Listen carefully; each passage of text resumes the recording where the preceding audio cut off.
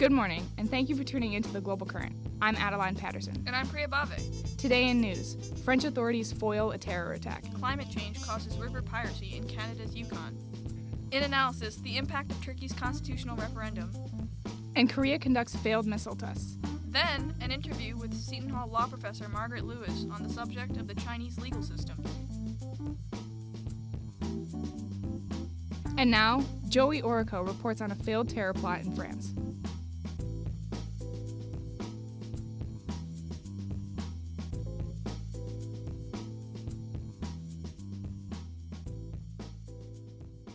On Tuesday, April 18th, French police forces put a stop to a terror plot that was going to occur in the southern port of Marseille, only a few days before the first round of France's presidential elections. In this interview with Parisian prosecutor François Molin, he discusses part of the details in this press conference here. This morning, between 10 and 11 a.m., our counterterrorism unit arrested two individuals in Marseille's 3rd arrondissement. These two men, born in 1987 and 1993 respectively, and of French nationality, were both radicalized and intended to carry out an attack on French soil in the next few days. However, despite the discovery of the terror plot, the targets, the day, and the exact circumstances have not been determined. The two suspects, Mahdi Marabé and Clément Barre, both native French males in their mid-20s, were arrested on suspicion of terrorist criminal association. The two men sent a video to the Islamic State stating that this attack would be carried out in allegiance to their cause, according to François Molin. During the search of the individuals' apartments, several firearms, ammunitions, and over 6.5 pounds of explosives were found, as well as the materials to create more explosives. An Islamic State banner, 6 cell phones, masks, and a video camera were also discovered on the scene. Current French President François Hollande praises the French Terror Task Force in their remarkable work, according to a report by ABC News. Both men were known to French authorities and were put on a terror watch list after their attempts to travel to the country of Syria were noted. Interior Minister Matthias Fekal has assured French citizens that everything is being done to ensure their safety during this election season. Fekal has also announced that 50,000 police, gendarmes, and soldiers will be deployed in France for the first round of elections and the second round of elections on May 7th, reports the New York Daily News.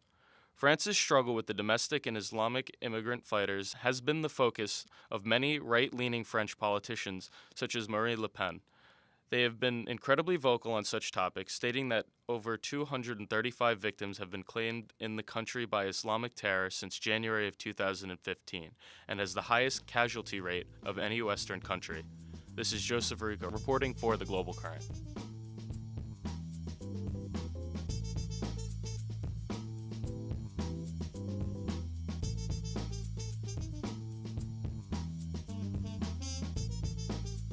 Up next, Morgan Mount brings a report on river piracy in Canada.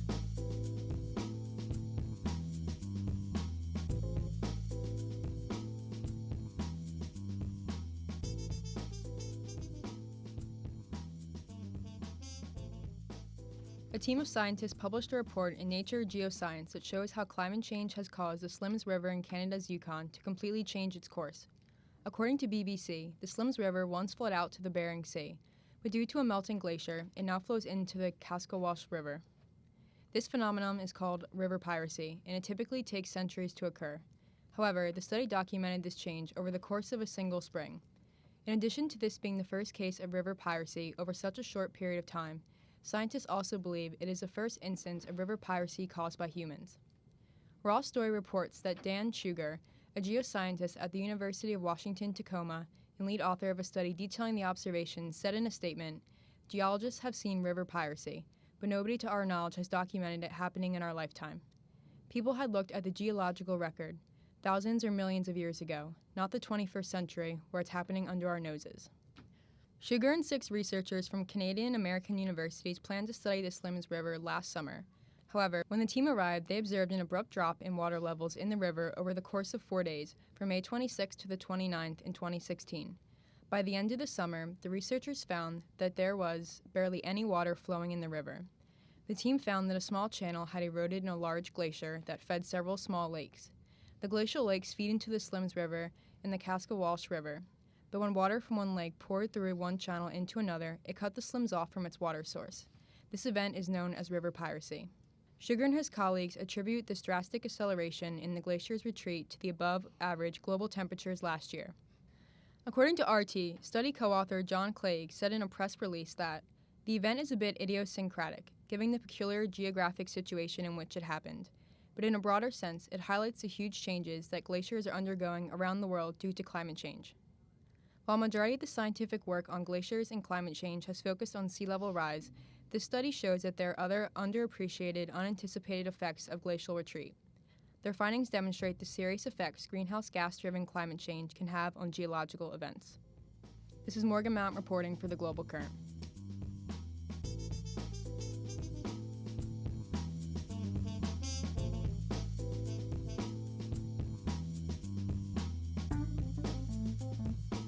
Next up, Jack LaForge analyzes the impact of North Korea's failed missile test.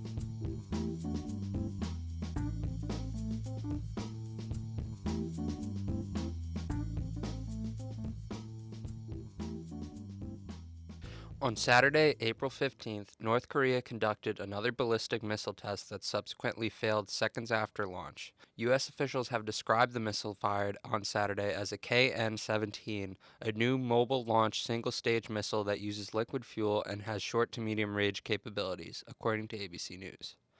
The context of the missile launch is important to understand, as U.S.-North Korea tensions have risen to a near boiling point as of late. This test came a day after a display of military force in the form of a parade celebrating the Day of the Sun, a North Korean holiday commemorating former leader Kim Il-sung. North Korea has been blunt when speaking of the prospects of conflict with the U.S., with North Korean state-run media asserting that any act of U.S. aggression will result in all-out war. This is not the first time that North Korea has taken provocative action and tested the will of the U.S. and its crucial allies in the region, Japan and South Korea. This missile test is just one of many. In January of 2016, North Korea conducted an allegedly successful detonation of a hydrogen bomb, although the extent of the power of the bomb was disputed by Western allies. President Donald Trump recently hosted Chinese President Xi Jinping at Mar-a-Lago Resort and Spa, where he and the Chinese president dined on chocolate cake and discussed the role of China in curtailing North Korea's nuclear capability. China is crucial to denuclearizing the Korean Peninsula, as the country provides North Korea with most of its food and energy supplies and accounts for more than 70% of North Korea's total trade volume. Donald Trump recently praised China's decision to refuse coal shipments, a move in line with UN economic sanctions that had been placed on North Korea last year. Vice President Mike Pence visited the tumultuous region and had stern words for Kim Jong-il and his government. In an interview at the DMZ, Pence stated that, "We're going to abandon the failed policy of strategic patience, but we're going to redouble our efforts to bring diplomatic and economic pressure to bear on North Korea. Our hope is that we can resolve this issue peaceably." However, Pence also issued this statement. Since 1992, the United States and our allies have stood together for a denuclearized Korean Peninsula. We hope to achieve this objective through peaceful means, but all options are on the table. Just in the past 2 weeks, the world witnessed the strength and resolve of our new president in actions taken in Syria and Afghanistan. North Korea would do well not to test his resolve or the strength of the armed forces of the United States in this region. The recent U.S. airstrikes in Syria and Afghanistan have put North Korea on edge, and the prospect of a new American administration makes North Korea increasingly insecure. According to Joel S. Witt, an expert on U.S.-Korea relations, threats like these reinforce a view in Pyongyang that North Korea needs nuclear weapons to shield against a much larger, more powerful country. The North Korean military, while large, pales in comparison to the United States military, and support for the regime change in places such as Libya and Iraq has left authoritarians like Kim Jong-un particularly uneasy.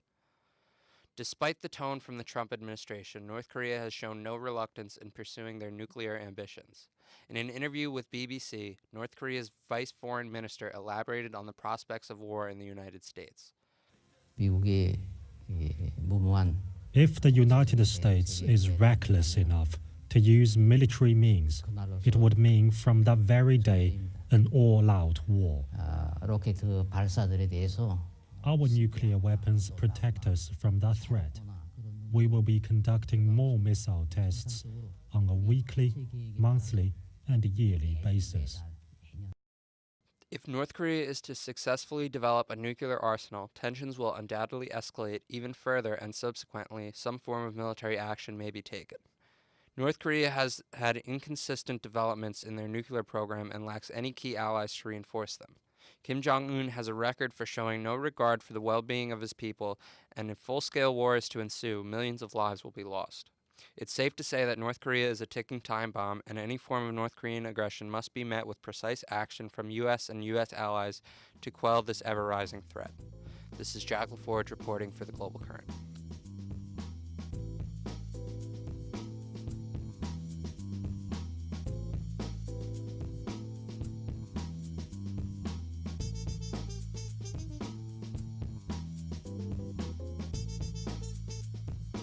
And now, Graham DeGroff takes a look at the influence of Turkey's recent constitutional referendum.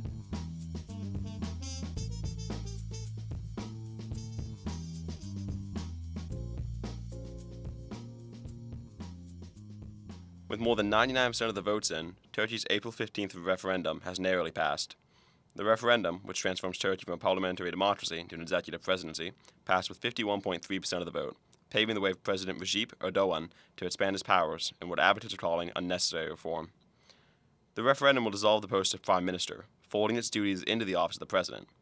This would allow the President to unilaterally appoint the judges reviewing his own actions and create a path for the winner of the 2019 election, almost undoubtedly Erdogan, to assume far-reaching authority.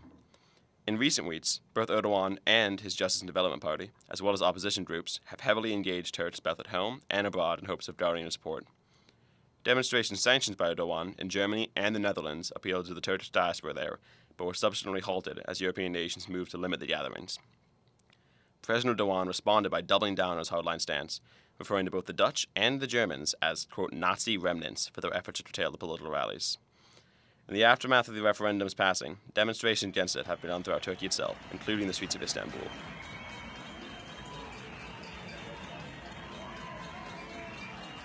Allegations of vote manipulation and intimidation have surfaced from multiple observatory bodies. Both the Council of Europe and the Organization for Security and Cooperation in Europe conducted monitoring missions in fear that up to 2.4 million votes, almost twice Erdogan's margin of victory, could have been manipulated. Furthermore, senior officials of the OSCE report that Turkish authorities are not cooperating with election monitors. Unsubstantiated reports of intimidation towards opposition leaders and voters at polling stations have also come to light. A last-minute change allowed the acceptance of ballots and envelopes not officially stamped by polling centers, despite this being against the standing laws of Turkey. Alev Karan, a member of the Council of Europe's observer mission to Turkey, claims that fellow monitors were stopped from entering a polling place in the city of Diyarbakir by Turkish policemen. Critics, including Turkish opposition parties, also point to the pre-referendum media coverage as evidence of unfair practices. Pro-referendum coverage dominated media in the weeks prior to the referendum, while journalists and media outlets who criticized the efforts were arrested or shut down by the state. Turkey currently has more imprisoned journalists than any other country, and President Erdogan's response to allegations from election monitoring bodies was unsympathetic, saying they should, quote, know their place. While the Turkish Justice and Development Party promised the referendum will bring stability and prosperity to Turkey, many are fearful of rising authoritarianism in the country. In a speech to his supporters, Erdogan reaffirmed his stance that European monitors' findings were not shared by the Turkish state. First, know your place. We neither see nor acknowledge the political reports which you will prepare. We will continue on our path. Talk to the hand. Turkey has been in a state of emergency since July of 2016, the result of a failed coup. The state of emergency was set to expire April 19th, but in the wake of the referendum, a proposal to extend it an additional 3 months has been approved. Under the state of emergency, Erdogan has purged some 100,000 civil servants and imprisoned almost 50,000. Similarly, crackdowns on protests, political leaders, and journalists have occurred consistently. Turkey's crucial strategic position complicates matters. A frontier state rich in Europe and Asia, it has been extremely involved in the fight against the Islamic State and is also a NATO member state. Negotiation between Turkey and the European Union on potential membership have stalled as Erdogan realigns himself, and it remains to be seen whether the Turkish president will rekindle relations with Europe or maintain the current conflictual course. With the Syrian civil war now into its 6th year, it is clear Turkey will have substantial influence on the peace process, should one be initiated. Both Vladimir Putin and Donald Trump called to congratulate President Erdogan on his victory, subordinating concerns of rising authoritarianism to the regional fight against terrorism.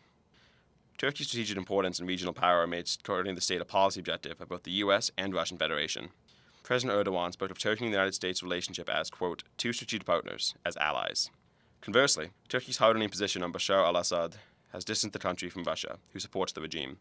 In 2015, relations worsened after Turkish forces shot down a Russian warplane they say crossed into Turkish airspace, leading to 2 Russian casualties. While the incredibly complex conflict in Syria rages on across the border, and a position as a sought-after ally in the war on terror, the international community should keep a close eye on the shifting landscape of Turkey. This is Graham DeGraff reporting for the Global Current.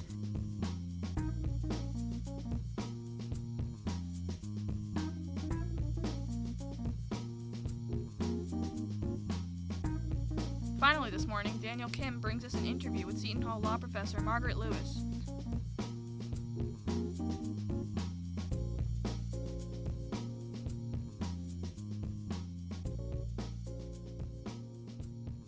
Hello, this is Daniel Kim reporting for Global Currents, and today I'm with Professor Margaret Lewis, who is a professor here in Seton Hall University who teaches law and has attended Columbia University and as well as New York University for her degrees in the legal system. Hello, Professor. Thank you again for taking the time out of your busy schedule. Thank you for inviting me. All right. So to start off, I would like to ask, currently, how's your research on the China's legal system? Most of my research focuses on criminal justice and human rights, and those two topics, of course, intersect in all sorts of ways. And so I've been looking primarily lately at the U.S.-China bilateral relationship, and in particular how law enforcement efforts, joint law enforcement efforts between the two countries involve human rights issues. All right, and going back to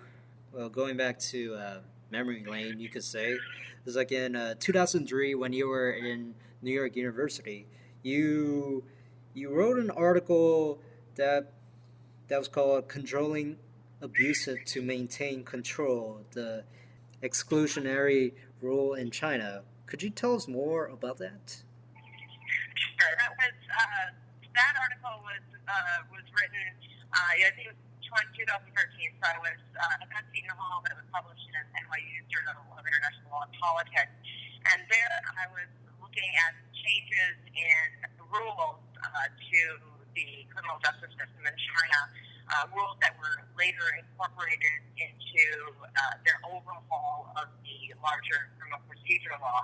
And specifically what those rules are aimed at doing is looking for coerced concessions and saying that courts will not allow prosecutors and police to use concessions that were extorted. And these are protections that there will not be outright physical violence, but also psychological pressure that amounts to what's seen as some sort of cruel, inhuman, or degrading punishment.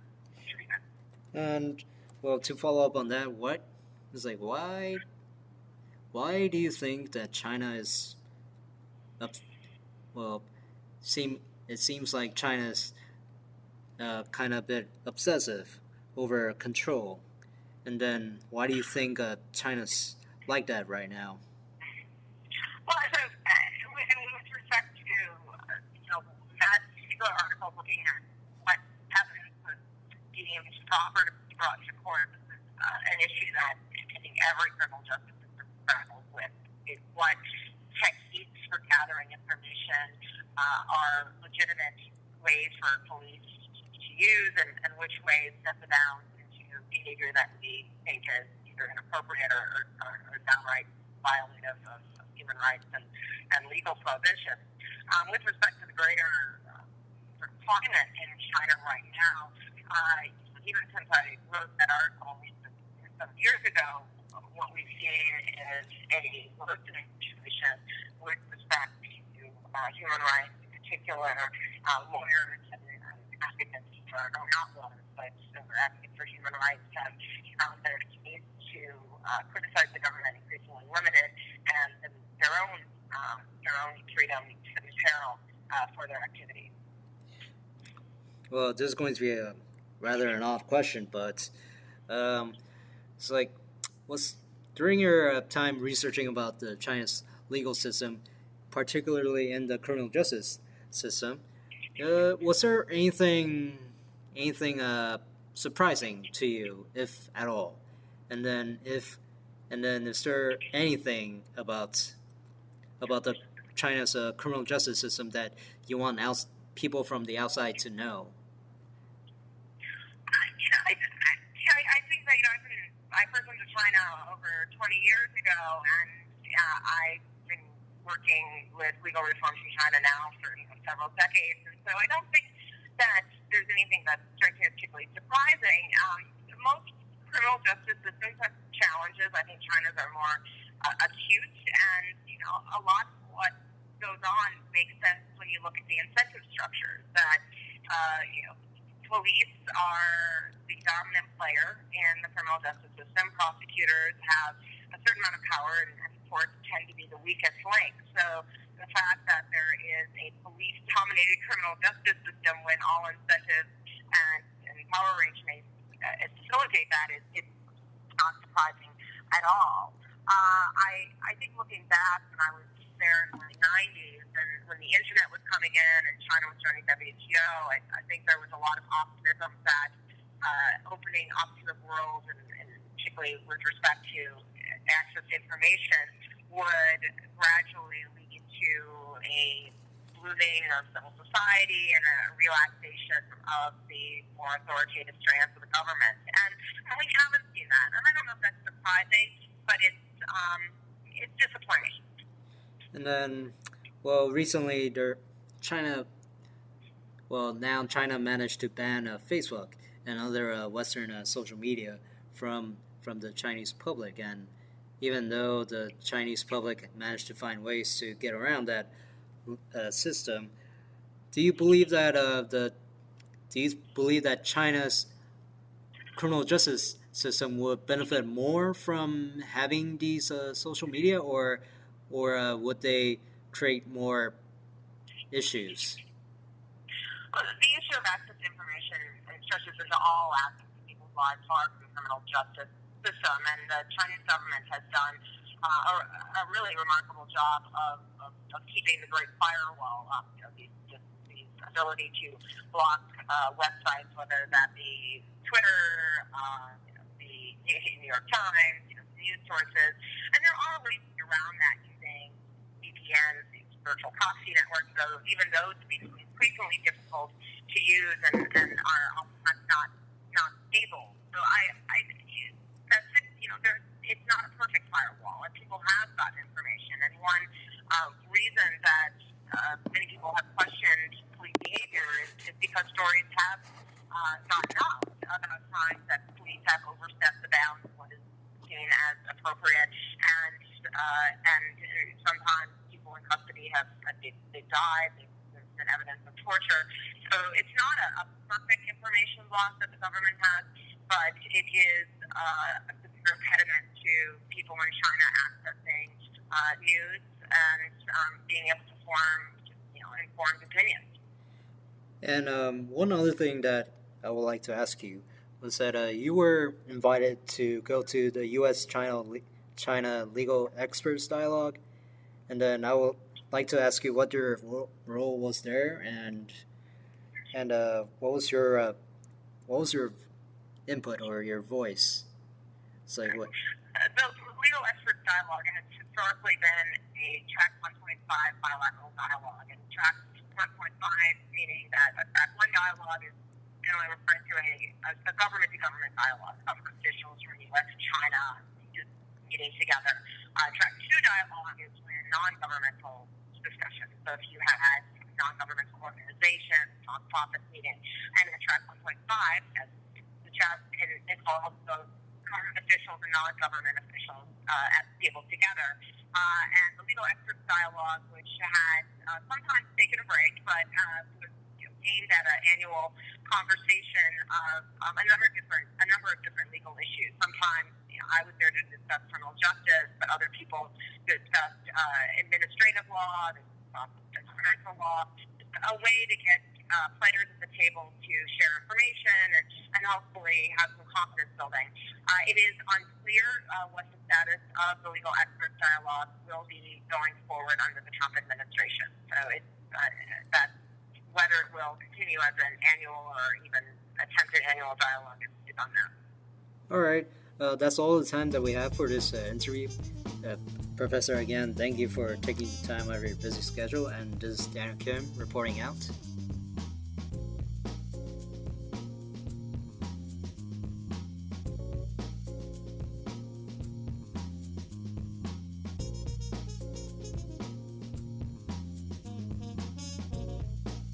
Thank you for tuning into this week's episode of The Global Current.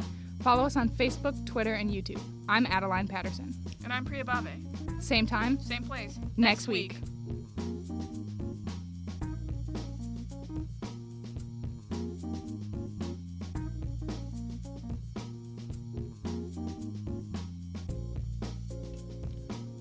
The Global Current is brought to you by the School of Diplomacy and International Relations at Seton Hall University. Our executive producer is Liam Scollins. Our associate producer is Morgan Mount. Our news editor is John Trudeau. Our analysis editor is Marissa Hutton. Our technical producer is Trevor West. And our interview segment was produced by Daniel Kim. The Global Current theme song is Acid Jazz by Kevin MacLeod. You've been listening to The Global Current on WSOU 89.5 FM, Seton Hall's Pirate Radio.